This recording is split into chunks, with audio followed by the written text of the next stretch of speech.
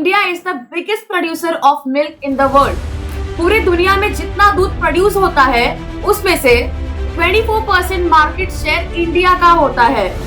पर ये हमेशा से ऐसा नहीं था। एक जमाना था जब इंडिया में दूध सिर्फ रिच पीपल अफोर्ड कर सकते थे, क्योंकि दूध की बहुत कमी थी और इसे न्यूजीलैंड से इंपोर्ट किया जाता था। मगर फिर एंट्री हुई अमूल की। अमूल दूध पीता है इंडिया कहकर Amul the taste of India बना। ये कहानी है भारत के सबसे बड़े फूड सेक्टर के रिवॉल्यूशन की, क्रांति की। ये कहानी है दुनिया के सबसे बड़े डेयरी डेवलपमेंट प्रोग्राम की। ये कहानी है ऑपरेशन फ्लड की, यानी व्हाइट रिवॉल्यूशन उर्फ श्वेत क्रांति की। ये वीडियो बहुत ही स्पेशल है क्योंकि आप जानेंगे कि कैसे लाखों किसान, फ्रीडम फाइटर्स और लीडर्स ने मिलकर भारत को सबसे बड़ा मिल्क प्रोड्यूसिंग देश बनाया। इंडिया में व्हाइट रिवॉल्यूशन सक्सेसफुल हुआ क्योंकि अमूल पैटर्न पूरे भारत भर में अप्लाई किया गया। और आपको बता दें कि इस व्हाइट रिवॉल्यूशन और अमूल दोनों को सक्सेसफुल करने के पीछे एक ही इंसान का दिमाग है, डॉक्टर वर्गीस कुरियन। तो ये अमूल की स्थापना क्यों हुई और व्हाइट रिवॉल्यूशन अमूल की वजह से कैसे सक्सेसफुल हुआ, ये सब जानने के लिए हमें जाना पड़ेगा हमारे हिस्ट्री में।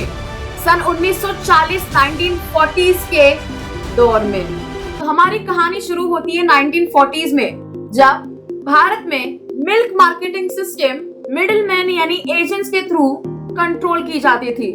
तत्कालीन बॉम्बे स्टेट में पॉल्सन कॉफी एंड बटर इस कंपनी की डेयरी इंडस्ट्री में बहुत गहरी पकड़ थी।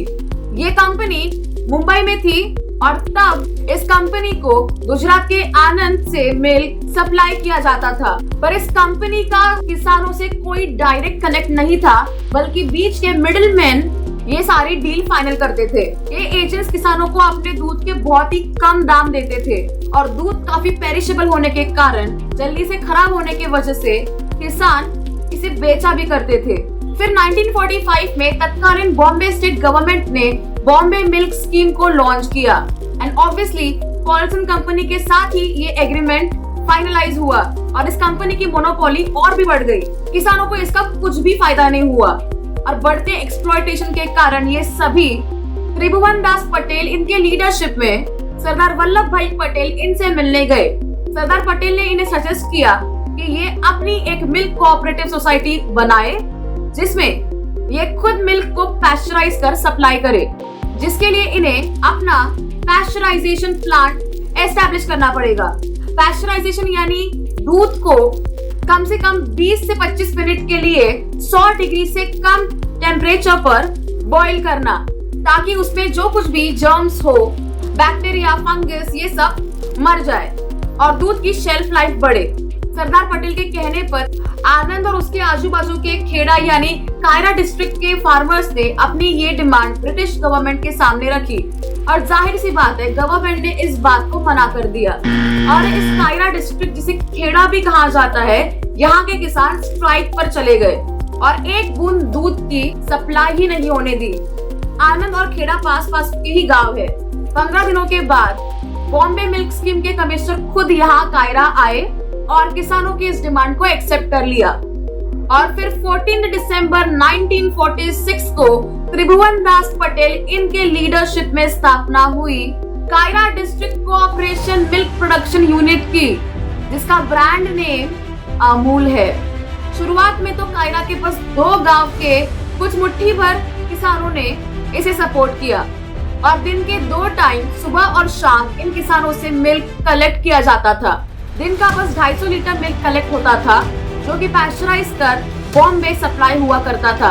ऑब्वियसली ज्यादातर तो पॉल्सन कंपनी के लिए, पर किसानों को उनके दूध का सही दाम मिलने लगा और देखते ही देखते दिसंबर 1948 तक इस मूवमेंट में 432 किसानों ने सपोर्ट दिखाया और दिन का 5000 लीटर दूध कलेक्ट होना शुरू हुआ।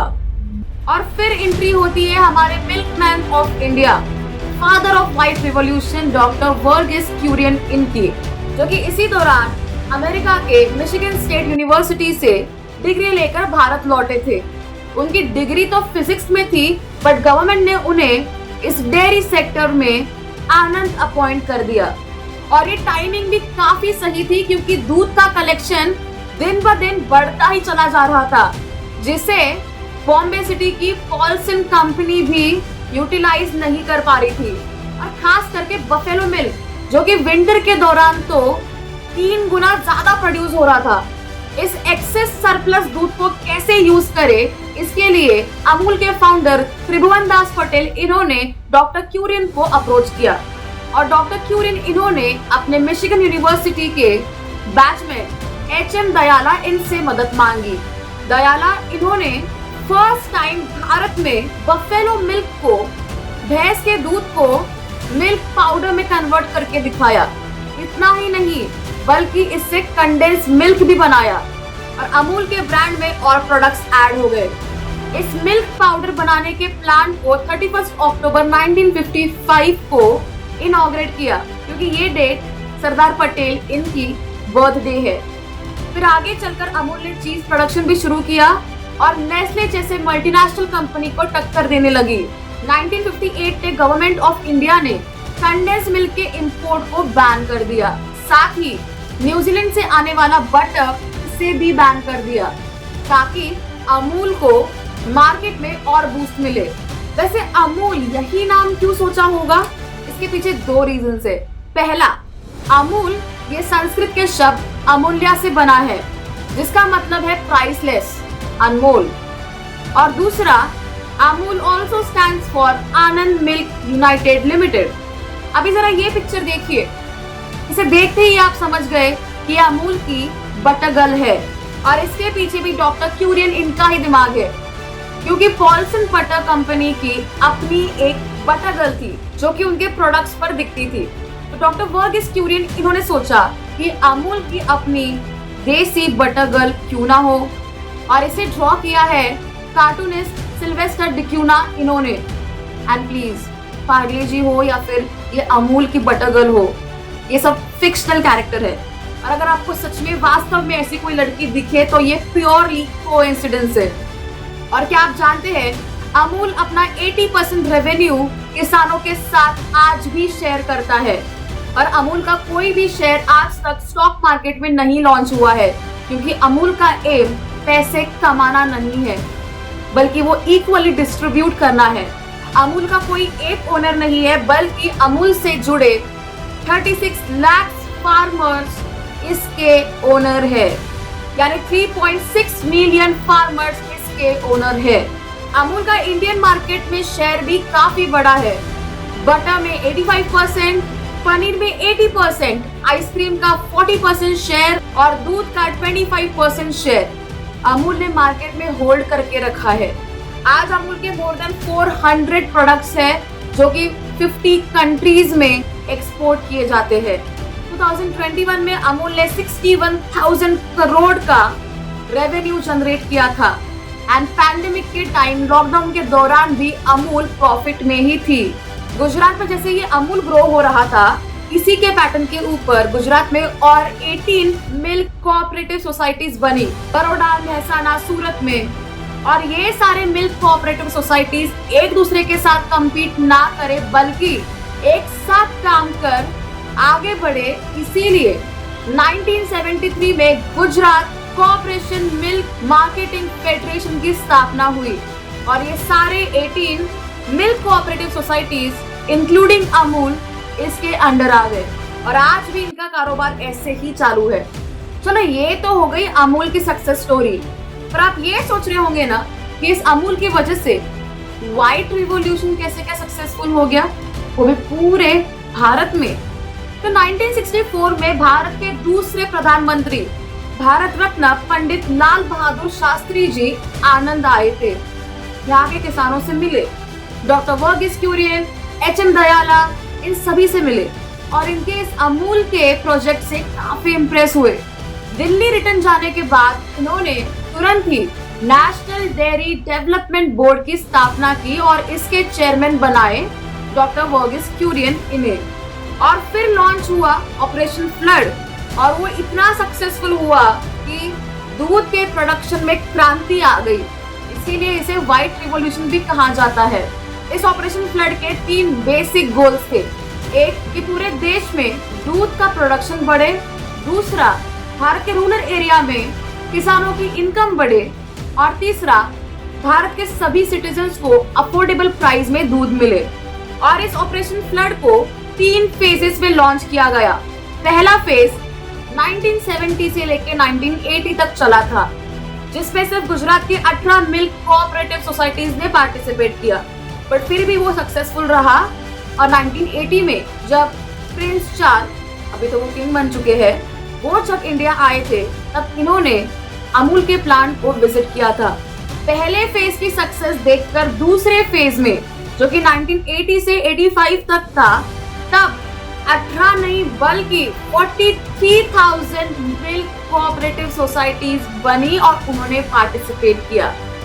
और फेज 3 में 1985 से लेकर 1996 तक 10 मिलियन से भी ज्यादा, 1 करोड़ से भी ज्यादा किसानों ने इसमें पार्टिसिपेट किया, जिसकी वजह से इंडिया में एवरी डे 2.5 करोड़ लीटर दूध प्रोड्यूस होने लगा। और इस बार 73,930 मिल्क कोऑपरेटिव सोसाइटीज इसमें इन्वॉल्व थी। सोचिए, यूनिटी क्या कुछ नहीं कर सकती। और इसका आइडिया तो the iron man of India का ही था, जिन्होंने पूरे देश को यूनाइट किया, सरदार वल्लभ भाई पटेल। साथ ही इस फेज 3 में कैटल्स के लिए, गाय भैंसों के लिए रक्षा नाम की वैक्सीन भी इंट्रोड्यूस की, ताकि कैटल्स की हेल्थ अच्छी रहे। और 1998 में अमेरिका को हटा भारत दुनिया का सबसे बड़ा मिल्क प्रोड्यूसिंग देश बना, जिसका मार्केट शेयर दुनिया में 22% था और आज के जमाने में अप टू 24% है। और आज तक भारत इस लिस्ट पर अपनी पकड़ टॉप पर बनाए हुए है। और क्या आप जानते हैं, ये व्हाइट रिवॉल्यूशन इतना सक्सेसफुल रहा कि डॉक्टर वर्गीस क्यूरिन को लगा कि इसके ऊपर एक मूवी बननी चाहिए, और इस मूवी को किसानों ने ही फंड किया। जी हाँ, 1976 में मंथन नाम की एक मूवी आई थी, जिसे 5 लाख किसानों ने फंड किया था और हर एक किसान ने 2 रुपए दिए थे। और ये इंडिया की पहली क्राउड फंडेड मूवी थी, जिसे 1977 में नेशनल अवार्ड भी मिला था। इसकी कास्ट भी काफी तगड़ी थी। स्मिता पाटिल, नसीरुद्दीन शाह, अमरीश पुरी ये इस मूवी में थे। ये व्हाइट रिवॉल्यूशन दुनिया का सबसे बड़ा self sustaining rural development programme है, और इसके लिए डॉक्टर वर्गीस क्यूरियन इन्हें कई सारे अवार्ड्स दिए गए। Padmashri, Padma Bhushan, Padma Vibhushan, Raman Magsaysay award, food prize award, ऐसे कई सारे।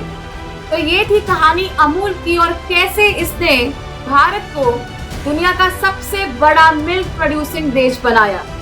ये वीडियो काफी स्पेशल है एंड मैं आप सभी से रिक्वेस्ट करूंगी कि आप ज्यादा से ज्यादा लोगों तक शेयर कीजिए, because every Indian should feel proud about this.